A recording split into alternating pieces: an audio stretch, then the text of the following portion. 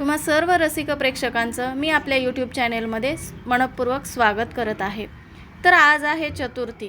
चला तर मग मैत्रिणींनो, आज बऱ्याच जणींचा उपवास असेल ना, आणि खिचडी खाण्याचा कंटाळा आला असेल, तर मग याच भिजवलेल्या साबुदाण्यापासून रुचकर असं थालीपीठ आपण बनवणार आहोत। चला तर मग पाहूयात।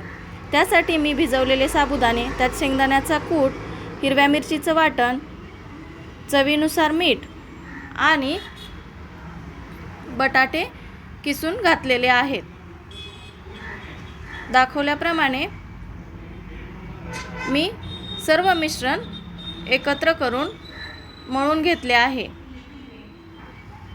तुम्ही पाहताय 2 बटाटे मी त्यामध्ये किसून घातलेले आहेत।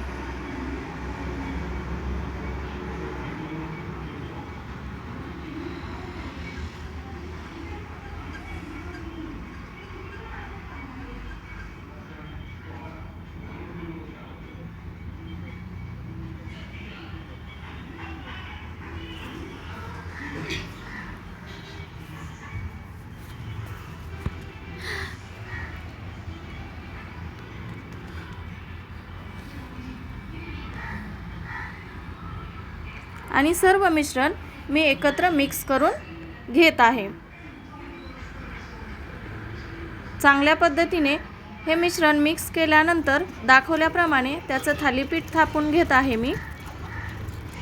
एका स्वच्छ कापडावर हे थालीपीठ थापून घ्यायचे आहे। तव्याला थोडंसं तेल लावून त्यावर हे थालीपीठ टाकायचे आणि दोन्ही बाजूंनी छान असं भाजून घ्यायचं आहे। अतिशय रुचकर आणि स्वादिष्ट असं हे थालीपीठ तयार आहे।